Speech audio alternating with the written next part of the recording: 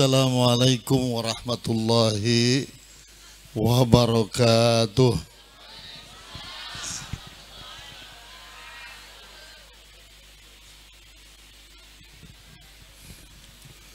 Alhamdulillahilladzi khalaqal mauta wal hayata liyabluwakum ayyukum ahsanu amala wa huwal azizul ghafur.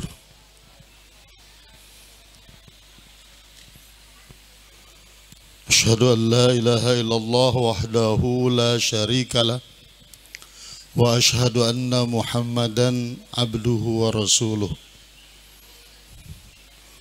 Allahumma salli wa sallim ala sayyidina wa habibina wa syafi'ina wa maulana Muhammadin wa ala alihi wa sahbihi ajma'in. Amma ba'du.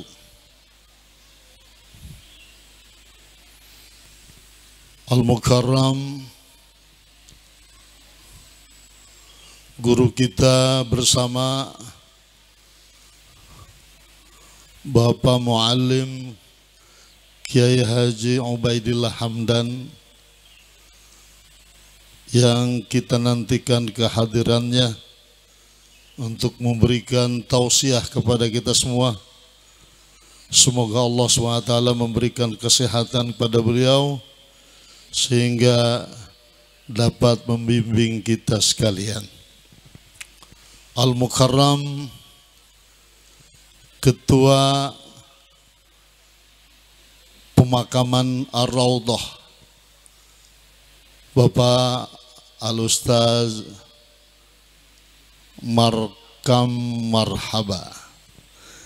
Namanya jadi gampang diingat ini. Marham atau Markam ya? Markam Marhaba ya. Ketua panitia yaitu Saudara Al-Ustaz Ahmad Fauzi, Bapak yang mengawasi keamanan di Jurang Mangu yaitu Bapak Syamsul Khairuddin, alhamdulillah bisa hadir di sini ya. Kemudian Bapak RT, Bapak RW. Pak RW tadi telah membawa sambutan yang sangat menyentuh, terutama ketika menyebut marhaban ya Ramadan gitu ya. Berarti ada kesan tersendiri dengan Ramadan. Para jamaah sekalian, para tokoh masyarakat, hadir juga barangkali Dr. Kiai Haji Abdul Ghani,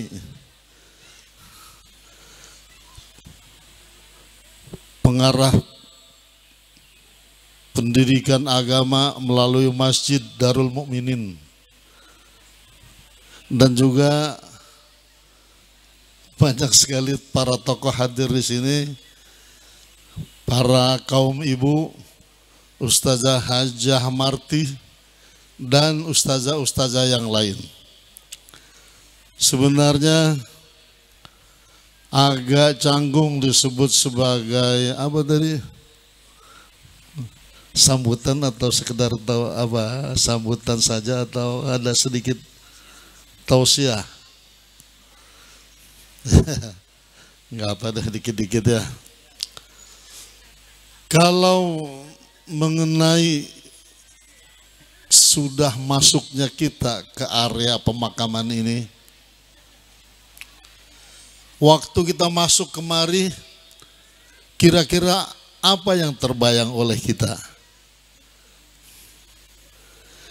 Pertama, kita jangan lupa membaca doa memasuki makam. Makam ini tidak banyak yang tahu sejarahnya. Tadi Pak Guru Saadi mengatakan sebenarnya di kampung kita ada tokoh mungkin ratusan tahun yang lalu katanya. Dan itu bukan suatu kemustahilan, karena alhamdulillah di kampung yang jauh dari Makkah ini ternyata banyak sekali umat Islam. Dan tidak mungkin ada suatu agama di suatu tempat kalau bukan ada pembawanya. Sehingga kita patut bersyukur dan kita doakan para guru-guru kita, para pendahulu kita, semoga diberikan maghfirah oleh Allah Subhanahu wa taala.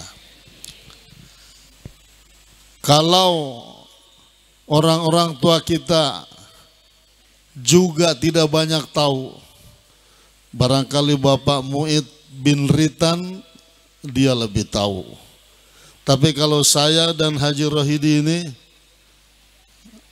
atau Haji Rohidi mah banyak tahu ya, karena beliau sudah menulis riwayat seorang guru di sini, itu Pak Guru Simar.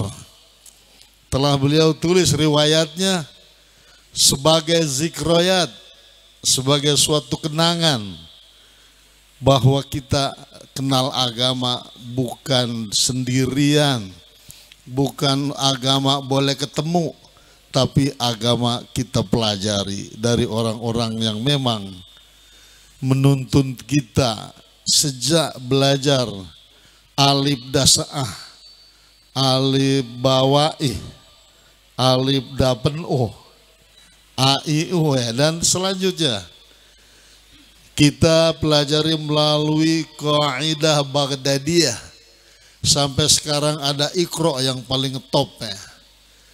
Tapi tentu saja kita tidak bisa mempelajari Al-Quranul Karim tanpa ada guru yang memandu kita. Jazahumullahu ahsanal jaza. Demikian doa untuk mereka. Kita masuk ke dalam pemakaman ini, kita membaca doa paling sedikit, Assalamualaikum ya ahlal kubur, antum lana salafun wa nahnu bikum lahiqun. Itu artinya salam sejahtera untuk kalian wahai ahli kubur. Antum lana salafun, kalian telah mendahului kami, wa nahnu bikum lahikun, kami akan menyusul. Siapa yang nggak bakal menyusul di sini? Semua kita menyusul, insya Allah.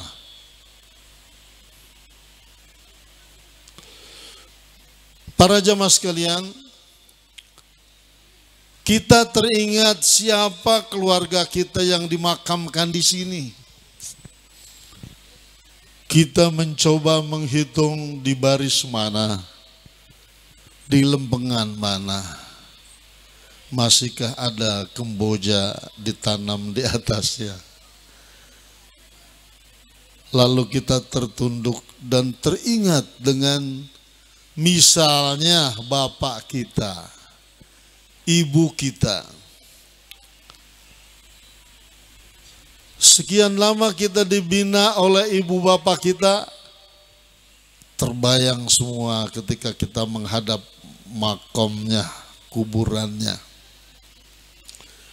Terasa oleh kita bagaimana kita sebagai anak ternyata ada rasa durhakanya kepada emak kita, kepada bapak kita, dan itu menyebabkan air mata kita menetes, merebel. Tahu merebel enggak? Air mata kita merebel. Lendir-lendir dari hidung mulai keluar. Lalu kita cari yang buat nyosot. Agi zaman itu macam selampe. Sekarang kita pakai apa? Tisu kalau ada. Kalau enggak disosot-sosot baik pakai lengan baju. Disosot-sosot baik dah. Tetapi di situ ada penyesalan yang mungkin juga terlambat menyesalnya. Ya. Tapi ada harapan saat itu, jangan sampai kita menjadi orang yang aqul walidain, uququl walidain. Jangan sampai dikelompokkan sebagai orang yang durhaka pada ibu bapak.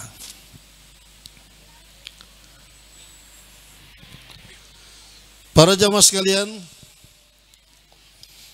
tadi Pak Guru Sa'di mengatakan kita bisa sebenarnya berdoa dari rumah, tetapi kehadiran kita di makam orang tua kita, di sekian banyak makam ini, membawa kita pada suatu kenangan lama bahwa mungkin dulu kita warawiri di sini, mungkin kita nguber-nguber layangan, mungkin kita ke Saruk, Emprak, ya, pun Emprak, ada Ketepeng dan lain-lain zaman itu. Semua itu tinggal kenangan dan kita ternyata menjadi salah satu penghuni tanah ini. Jadi kalau kita datang ziarah, karena itu Rasulullah dahulu mengatakan, kuntu nahaitukum an ziyaratil quburi fazuruha. Dulu aku larang ziarah kubur. Lalu kata beliau, fazuruha. Maka sekarang silahkan kalian menziarahi kuburan. Selain kita mendoakan orang-orang tua kita yang telah meninggal dunia, kita juga mendapat pelajaran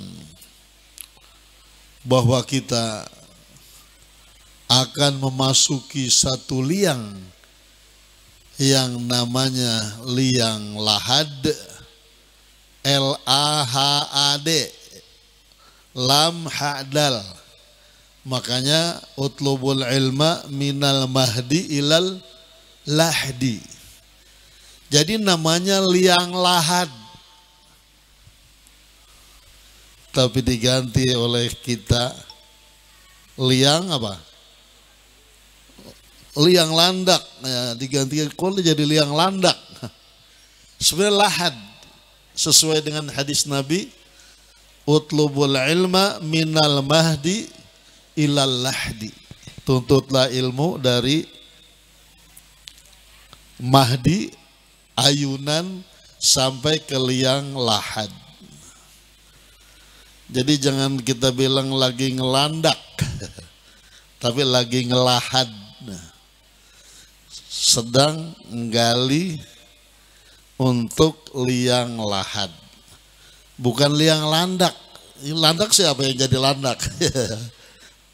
Emang kita mayat lantas kita dianggap landak. Liang lahad. Tiap kali saya ke makam ini,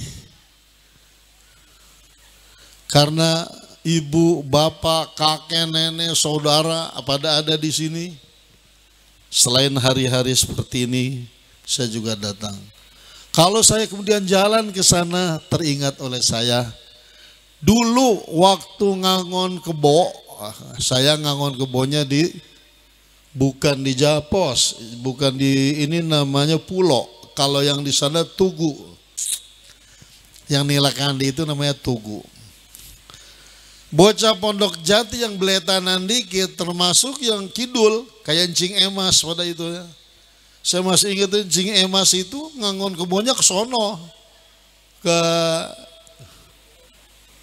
ya sawah yang sekitar Nilakandi itu. Udah gitu kalau kebo kita nyebrang ke sono, Masya Allah kadang-kadang kebo kita digetak sampai ke arah Ceger.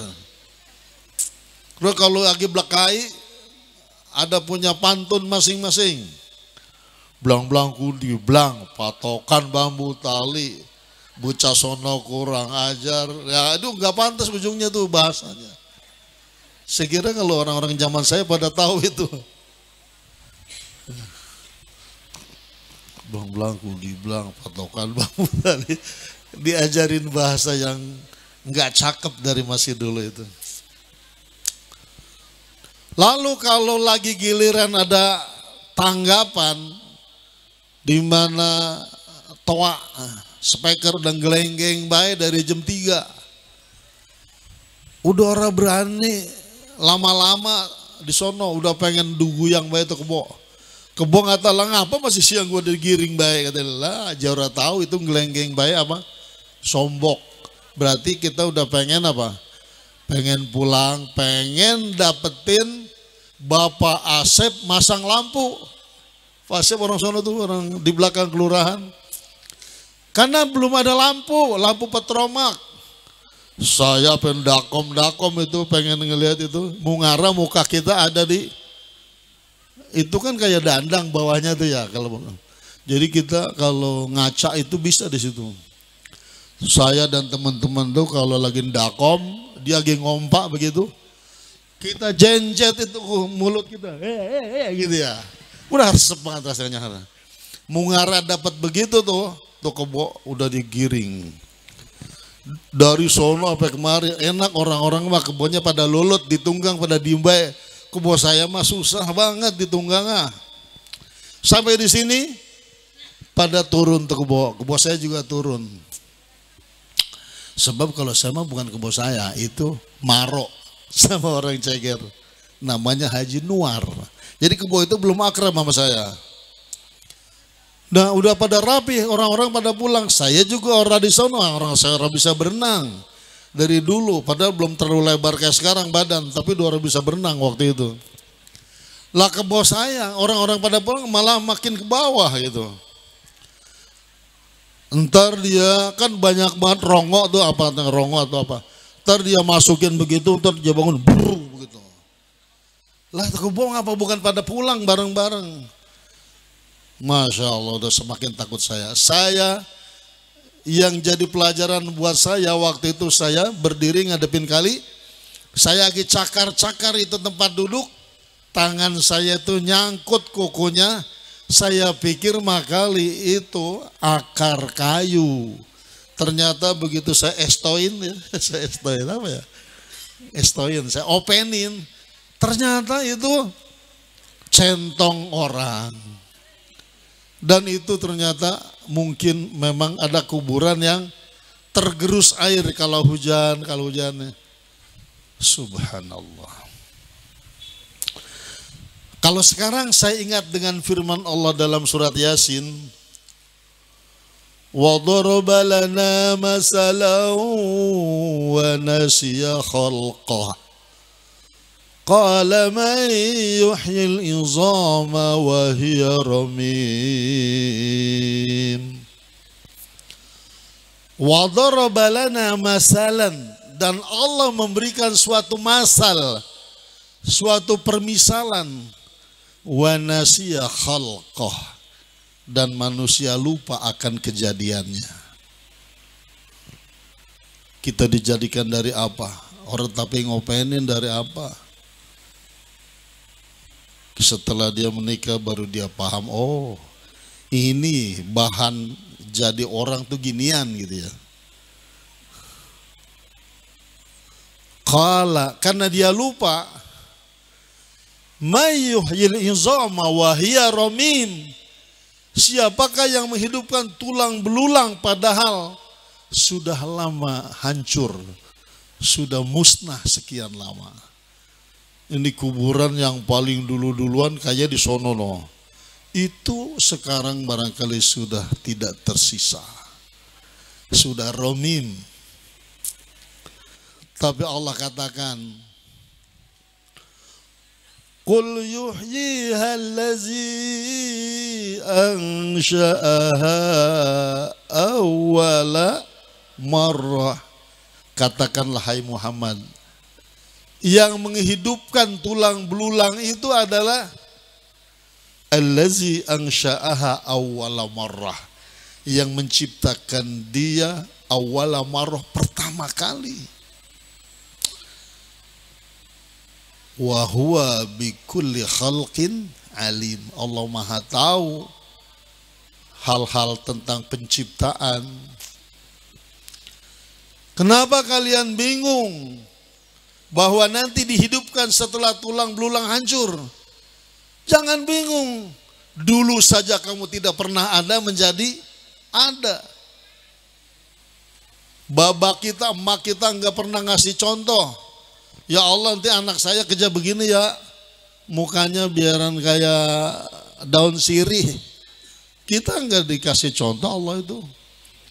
Pengennya mukanya lebar, ini pengennya rambutnya keriting, ini pengennya kucai. Enggak.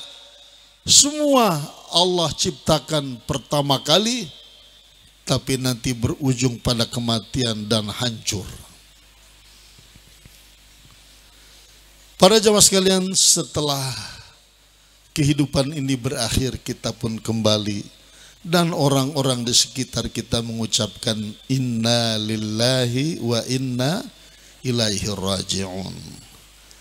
Saat sakratul maut yang paling kita harapkan ada di samping kita, ada anak soleh, ada anak solihah. Siapa yang kita harapkan ada? Bukan yang punya mobil tapi dia enggak soleh, bukan yang kaya raya tapi dia tidak solihah, walaupun dia orangnya sederhana. Tapi kalau dia solihah, dia soleh, kita ingin saat dicabut nyawa kita menggenggam tangan anak itu. Kalau dia punya anak 7, anak yang paling dia harapkan tangannya digenggam saat dia meninggal, itu pasti anak itu anak yang terbaik dalam pandangan dia. Nauzubillah, kalau anak 7-7-nya enggak ada yang ngademin hati orang tua.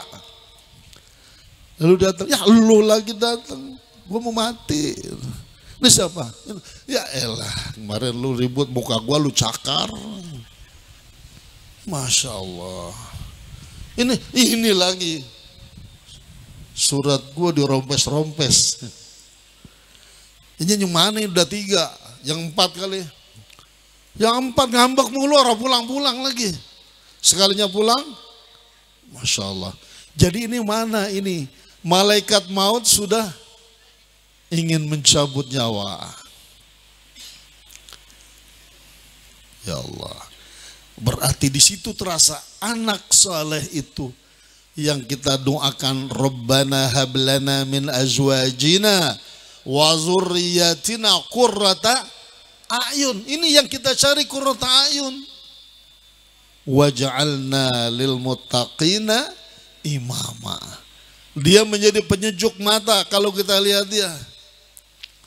Kita lagi bingung-bingung, mengapa bagi bingung, baiklah takkan juga gue ini mau. Nah, ini ada Pak, jangan khawatir gitu. Pak, jangan nangis mulu apaan, kita jadi sedih juga Pak. Jadi dia tuh peduli sama kita. Jangan anak yang punya harta lalu kita disuruh ngereken. Bapak pengen diganti nih. Udah hitung tuh, TK berapa duit, SD berapa duit, SMA berapa, kuliah berapa duit. Udah reken semua. Nih, dia jangan ngomong mulu, jangan minta-minta lagi, nih gebrak aja di muka Bapak. Kira-kira Bapak senang apa yang jingkrak? Jingkrak, bukan jingkrak girang. Ya Allah, anak gua ada segitunya hatinya. Jadi mari kita baca doa bareng-bareng. Rabbana hablana min azwajina wa dzurriyyatina qurrata a'yun waj'alna lil muttaqina imama. Ciri-ciri anak itu dia menjadi panduan bagi orang lain yang bertakwa. Jadi dia berada di garis depan menjadi imam buat orang-orang muttaqin. Jadi kita perlu sedih kalau anak kita menjadi terdepan dalam hal yang tidak beres. Karena doa kita waj'alna lil muttaqina imama. Para jamaah sekalian, demikianlah yang bisa saya sampaikan. Ala kadarnya, mudah-mudahan bermanfaat buat kita semua. Jadi kalau kita datang ke makam ini, tengoklah, dan kita mungkin entah besok, entah lusa, entah seminggu lagi, entah setahun lagi, kita akan menjadi penghuni ini. Dan kita nggak tahu kira-kira kita diceblokinnya di mana nih, kira-kira udah bisa nembak nggak nih kita? Oh, saya nanti kalau mati di sini, bisa begitu nggak? Enggak. Kadang-kadang ini di samping babak kita, udah buruk duluan orang. Jadi kita nggak tahu nih. Kalaupun di sini di lempengan mana kita nggak tahu. Mudah-mudahan kalau kita dikubur, kuburan kita menjadi raudhah min riyadil jinan dan tidak menjadi hufrah min hufarin niran. Hufar, bukan hufar, tapi hufarin niran. Enggak pakai alif fa-nya ya. Demikian jemaah sekalian, saya mohon maaf atas segala seandainya ada kekhilafan, dan memang saya hanya datang untuk mendengarkan tausiah, tapi enggak apa-apa, sedikit kita berbagi tausiah. Padang ilalang di punggung gunung ditiup angin dari selatan. Agar saya pulang enggak bingung, salah dan khilaf mohon maafkan. Hadanallahu wa iyyakum ajma'in, wabillahi taufiq wal hidayah, waridha wal inayah, wallahul muwafiq ila aqwamit thariq. Assalamualaikum warahmatullahi wabarakatuh.